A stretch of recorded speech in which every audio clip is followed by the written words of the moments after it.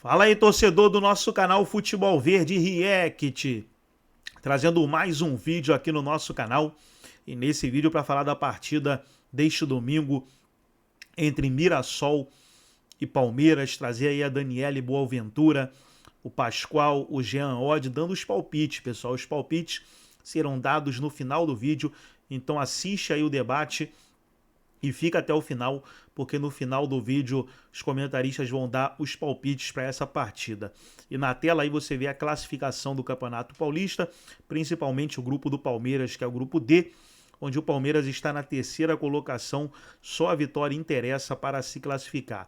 No final do vídeo eu vou dar uma analisada aí no grupo do Palmeiras junto com vocês.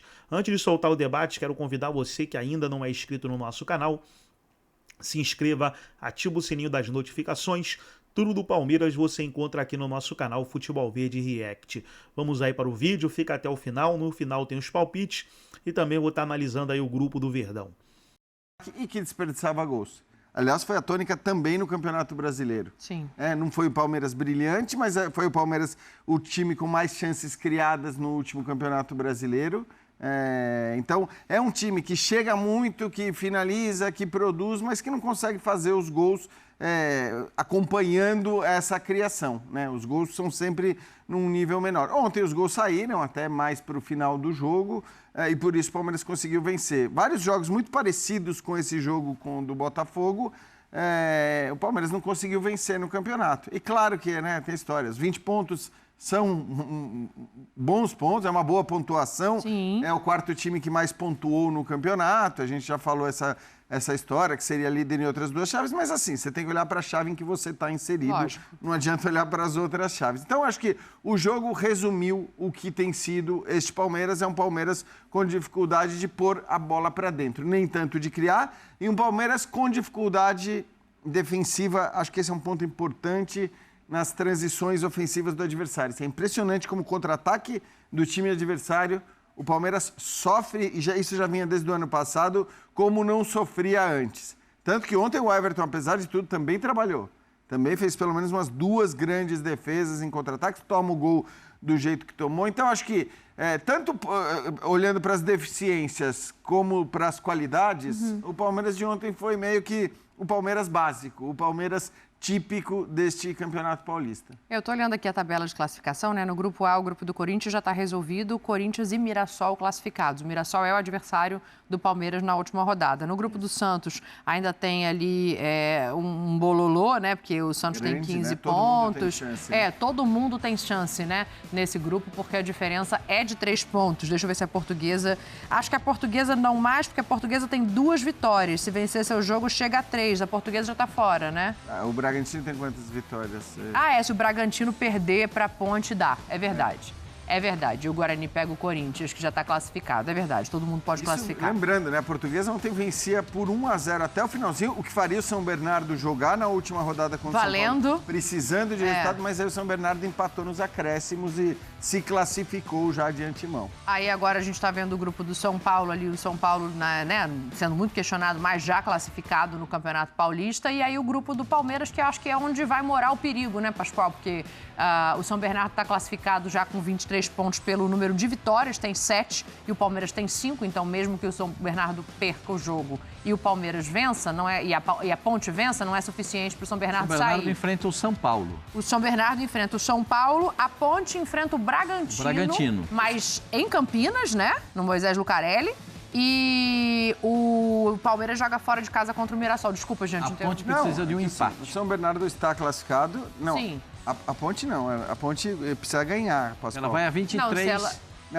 Se ela for a 23, o Palmeiras vence e ganha no saldo de gols.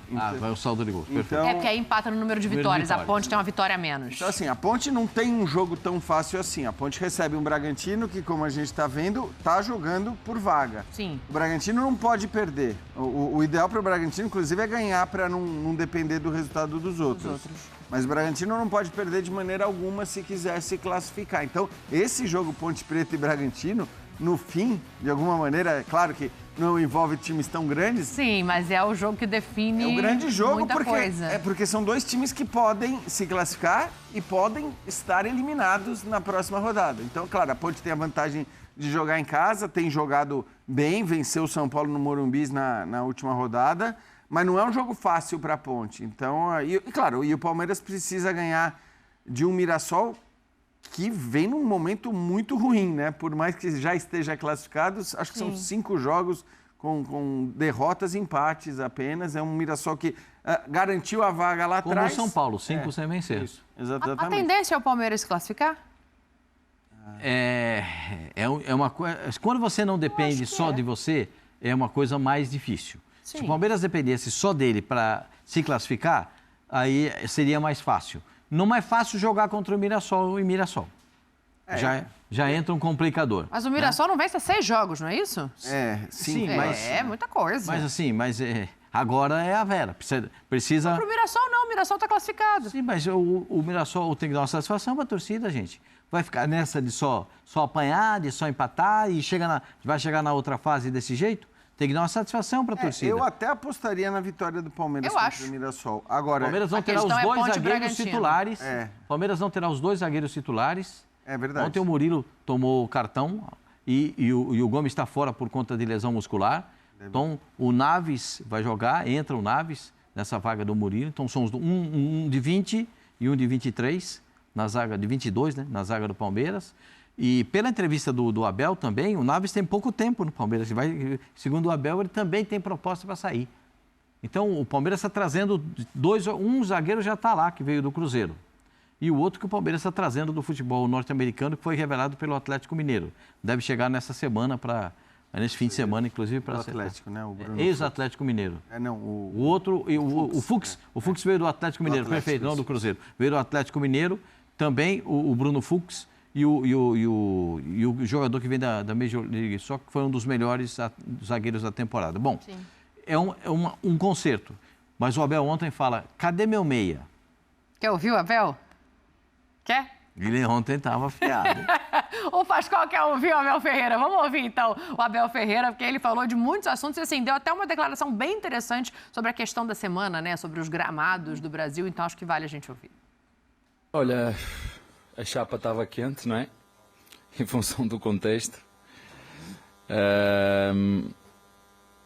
E em função dos resultados, não é? Ontem, e por mérito dos nossos adversários, a Ponte Preta e o São Bernardo têm feito um campeonato extraordinário e não me custa nada reconhecer isso.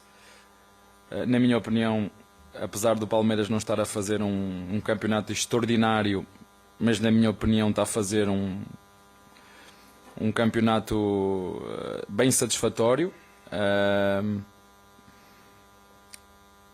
Sabíamos que hoje tínhamos que ganhar ou ganhar. Não há jogos de vida ou de morte. Fico muito triste quando alguns de vocês fazem manchetes com jogo de vida ou de morte. Não há jogos de vida ou de morte. Isto não é nenhuma guerra. É um jogo entre rivais e o futebol há de ser... Quer gostem, quer não gostem, há de ser sempre um jogo. A pergunta que vocês têm que fazer é porquê que, por exemplo, o Atlético Mineiro, que fez uma arena nova, meteu um gramado novo e depois vai trocar por sintético. Não há de nenhum escrito cientificamente que um gramado sintético provoca mais lesões do que um gramado natural ruim. Que é o que acontece aqui com... Se você me conseguir dar 4 gramados top aqui no Brasil, eu até vou mais, 3. Se você me conseguir dizer, o Brasil tem 3. Entendo o Neymar, porque nós já estivemos lá no Mundial e vocês também estiveram lá. Quem é que não esteve aqui no Mundial comigo quando nós lá fomos? Vocês não viram a qualidade da grama natural? Melhor que a carpete que a minha mulher tem lá em casa. A pergunta é, porquê que os clubes estão a passar para os gramados sintéticos? Eu digo-vos porquê. Não tem condições um gramado natural acompanhar a densidade de jogos que tem aqui no Brasil, é impossível. Quando o Palmeiras ganhou um dos campeonatos, nós fomos melhor visitante, não foi mandante, visitante. O ano passado o Botafogo foi campeão, foi dos melhores visitantes. A mesma fiscalização que a FIFA faz aos gramados sintéticos, se viesse a UEFA, que a UEFA é que faz isso, é que fiscalizar, e estou-me a repetir, os gramados vocês sabem. E isso é como andar, como eu ter um Ferrari e andar numa pista toda esburacada. Bom, tá aí. Ele fala do assunto da semana, né? Dá ali uma expressão bem brasileirada, mas parece que não entendeu as figuras de linguagem, Abel. Calma, que não tem ninguém falando em matar ninguém, não. É só uma figura de linguagem. Mas o trecho que o Pascoal se refere não está no nosso recorte, né, Pascoal? Além disso, foi categórico pedindo jogador. Assim, o Abel se posiciona de maneira... Nessa pergunta em questão, né? Ele se posiciona muito claro. E ele se posiciona muito ao lado da torcida. Porque ontem a torcida do Palmeiras vaiou a presidente, o diretor de futebol, mas não protestou contra o time e contra o Abel. E isso tem sido uma frequência, né? Tem sempre os descontentes que vão, esse cara, aquele outro, sempre tem. Tem um nível... Eu confesso que eu tenho conversado com um número assustador para o que era antes, de palmeirenses que já não dão mais o apoio integral ao Abel. Concordo que ele é poupado de muita coisa, mas na percepção, conversando com torcedores aqui em São Paulo, ele já começa a ser olhado. Eu não sei qual vai ser o retorno disso se ele não classificar no Paulista. Esse olhar realmente pode mudar por uma desclassificação do Campeonato Paulista, ou pode melhorar com uma classificação no Campeonato Paulista, claro. Pode mudar quando ele tiver os jogadores que ele imagina, né? Igual ele falou na entrevista. Não, se vai contratar o Claudinho, não precisa me perguntar. Se vai contratar o Paulinho, para que vai me perguntar? Não tem que me perguntar. Eu vou contratar o Paulinho, não precisa contratar. Não precisa nem me perguntar. Vai contratar o Claudinho, não precisa me perguntar. Vai contratar o Andréas Pereira, não precisa perguntar. Perfeito. Vai lá e contrata. Jogador desse nível não precisa. Não precisa perguntar. Agora, em algumas outras situações, precisa ter a consulta com o treinador. E eu acho isso plausível. Eu vou lá e eu cobro o diretor de futebol. Cobra. Eu vou lá e converso com o presidente e peço os jogadores para o presidente. Tá lá. Todo jogo ele fala a mesma coisa. Eu peço, mas não sou atendido. Eu peço, mas não sou atendido. Cadê o meu camisa 8, o reserva do Rios? O Rios, ele fala com um orgulho tremendo, né? Ele fala do Rios com um orgulho impressionante, porque a presidente do Palmeiras acha que a gente deveria contratar mais jogadores como o Rios, que barato e que joga muito, mas esses jogadores são difíceis de encontrar. São raros, são difíceis de encontrar, é uma verdade. Agora, o Palmeiras precisa dar ao treinador as peças que ele necessita para montar o time. Você vai dizer assim, mas ele mandou 11 embora, 12 embora, dispensou os jogadores. Isso. Parece que o Palmeiras não contratou ninguém. O Palmeiras é o time que mais investiu nessa janela. Sim. Tudo bem, o Paulinho ainda não está jogando. E eu acho que esse é um ponto muito forte de observação. E esses jogadores estão entrando num ritmo. Eles vão ser enquadrados naquilo que o Palmeiras precisa. Os dois zagueiros estão chegando. Um chegou e o outro ainda precisa chegar, né? Acho que a questão principal está no ataque.